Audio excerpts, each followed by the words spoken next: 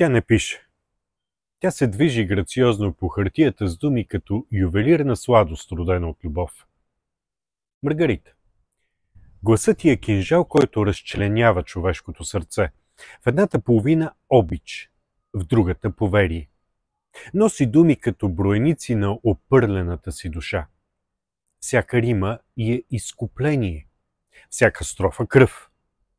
Тя е жена, която се пие на бавни глътки, но остава като последен пламък в празна чаша. Петкова. Фамилия като шамар, а поезията й като устни след първия грях. Не я забравяш. Тя не моли, дори когато светът ти пада в скута. Само си пали цигара и го гледа как дими. Маргарита не е жена. Тя е явление, природно бедствие с копнеж за обич. Понякога тъй тиха, че стихът ти звучи като прошка вкопчена в нечие рамо. Но най-често буря в рокля от метафори високо до небето и малко над него.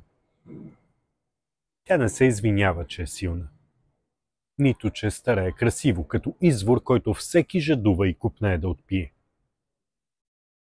И нека знаеш, ако някой ден я видиш да мълчи, не я питай. Просто си води записки.